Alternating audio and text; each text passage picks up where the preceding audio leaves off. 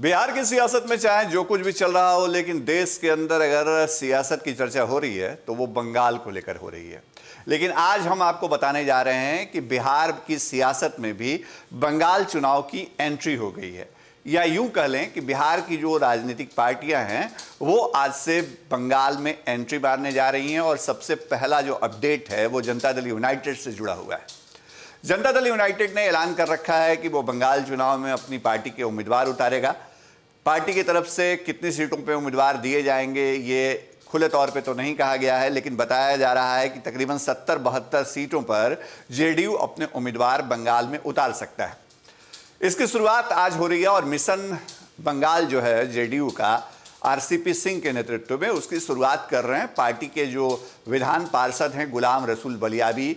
वो बलियाबी आज कोलकाता में पार्टी के इकाई के जो प्रदेश अध्यक्ष हैं, मतलब जेडीयू के जो पश्चिम बंगाल इकाई के प्रदेश अध्यक्ष हैं और जो दूसरे नेता हैं उनके साथ बैठक करने जा रहे हैं।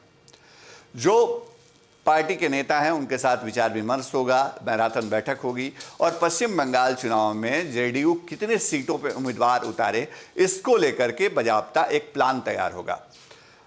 जनता दल यूनाइटेड नेतृत्व ने यह जिम्मेदारी गुलाम रसूल बलियाबी को दी है।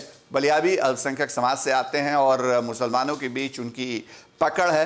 तो सबसे अहम बात जो निकल के सामने आई है वो ये कि बलियाबी अगर पश्चिम बंगाल में मिशन की शुरुआत करने गए हैं तो इसका सीधा मतलब यही है कि जेडीयू की नज़र पश्चिम बंगाल चुनाव में, विधानसभा चुनाव में मुस्लिम वोटरों पर है, मुस्लिम जो वोट बैंक है उस पर है। जेडीयू की नज़र बिहार से सटे पश्चिम बंगाल के उन जिलों पर है जहां पर बिहारियों की तादाद है और ख़ासतौर पे उन बिहारियों के बीच नीतीश कुमार की लोकप्रियता को भुनाने की कोशिश जो है वो जेडीयू के लोग करेंगे।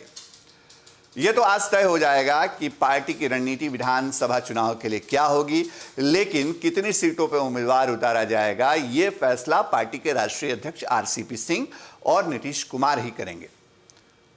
पश्चिम बंगाल चुनाव को लेकर के जेडीयू की रणनीति ये है कि वो एनडीए से अलग वहां चुनाव लड़ना चाहता है, लेकिन जो दूसरे सिक्के के दूसरे पहलू की बात करें तो राष्ट्रीय जनता दल भी वहां पर यानी पश्चिम बंगाल में अपनी ताकत आजमाने के लिए उतरने वाला है।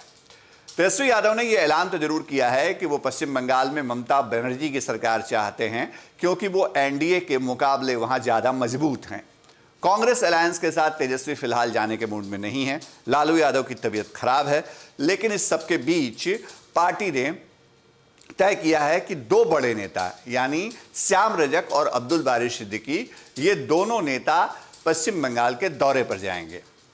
अब्दुल बारी सिद्दीकी और श्याम रजक 30 जनवरी को पश्चिम बंगाल जाएंगे। वहां बाकायदा 3 दिनों तक अलग अलग जगहों पर वो पार्टी की बैठकें करेंगे, वहां आकलन करेंगे कि क्या स्थिति है, क्या जमीनी स्तर पर राष्ट्रीय जनता दल का वजूद है। और सबसे दिलचस्प बात या अहम बात ये कि वो अभिषेक बनर्जी से भी मुलाकात करेंगे जो ममता बनर्जी के परिवार से आते हैं, उनके भतीजे हैं। तो जाहिर तौर पे राष्ट्रीय जनता दल ने भी पश्चिम बंगाल के लिए अपनी रणनीति तैयार कर रखी है। एक कदम और आगे बढ़ के राष्ट्रीय जनता दल के नेता जो हैं वो असम भी जाने वाले हैं। अब्दुल बारी सिद्दीकी और श्याम रजक जब 3 दिनों तक पश्चिम बंगाल में रणनीति बना लेंगे तो उसके बाद गुवाहाटी जाएंगे, वहां पर भी उनकी बैठकों का सिलसिला होगा।